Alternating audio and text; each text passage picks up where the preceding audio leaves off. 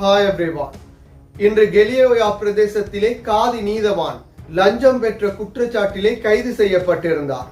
விவாகரத்து வழக்கினை விரைவுபடுத்துவதற்காக 2 லட்சம் லஞ்சம் கோரிய நிலையிலே லஞ்சம் ஆணைக்குழுவினால் இந்த காதி நீதிபதி கைது செய்யப்பட்டிருந்தார். காதி நீதிபதிகள் தொடர்பாக விமர்சன கருத்துக்கள் முன்வைக்கப்படுவதற்கு இவ்வாறான காதி நீதிபதிகளே காரணமாக அமைகின்றனர். இது தொடர்பாக பார்ப்பதற்கு முன்னர் தனியொரு யூடியூப் சேனலை சப்ஸ்கிரைப் செய்யாதவர்கள் சப்ஸ்கிரைப் செய்து உங்கள் ஆதரவை வழங்குங்கள்.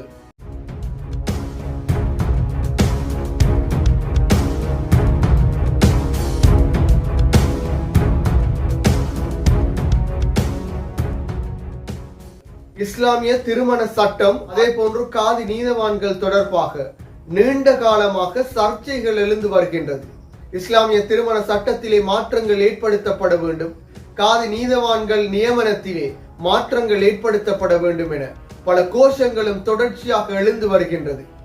இந்த கருத்துக்கள் அரசினாலும் தற்பொழுது முன்வைக்கப்படும் நிலை காணப்படுகின்றது.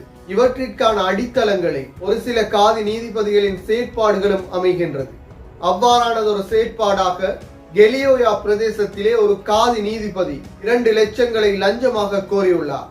இந்த 2 லட்சங்கள் லஞ்ச பணம் பெறப்பட்ட நிலையில் லஞ்ச ஊழல் ஆணைக்குழுவினால் இவரின் காரியாலயத்தில் வைத்து கெலியோயா பிரதேசத்தை சேர்ந்த காதி நீதிபதி கைதும் செய்யப்பட்டிருந்தார்.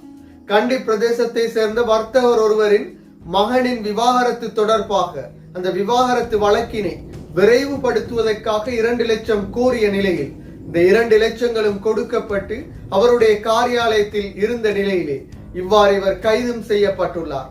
எனவே ஒரு சில காதி நீதிபதிகள் செய்யும் தவறுகள் காரணமாக மொத்த சமூகத்திற்கும் இழுபெயராகவே காணப்படுகின்றது.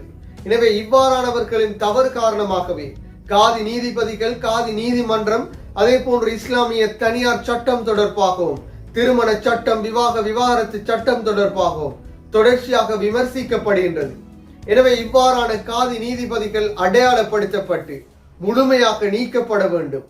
அதே போன்று சிறந்த காதி நீதிபதிகள் நியமிக்கப்பட வேண்டும். பல பிரதேசங்களிலே சிறப்பான முறையில் காதி நீதிபதிகள் இயங்கினாலும் ஒரு சிலரின் இவ்வாறான தவறுகள் காரணமாக முழு காதி நீதிபதிகளுக்கும் அவப்பெயரை ஏற்படுத்தும் செயலாகவே காணப்படுகின்றது.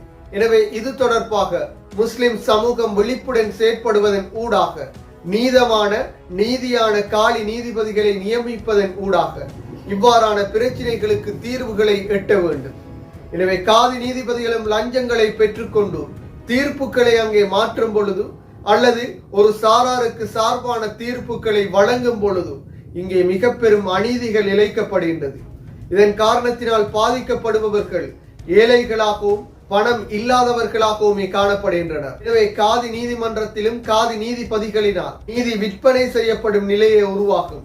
எனவே இவ்வாறானவர்களை வேரோடு அழிப்பதன் ஊடாக நியாயமான சரியான காதி நீதிபதிகளை நியமிப்பதன் ஊடாகவே இவற்றிற்கான தீர்வுகளை எட்ட முடியும். மீண்டும் ஒரு வீடியோ பதிவில் சந்திக்கும் வரை தனியொரு யூடியூப் சேனலை சப்ஸ்கிரைப் செய்யாதவர்கள் சப்ஸ்கிரைப் செய்து உங்கள் ஆதரவை வழங்குங்கள்.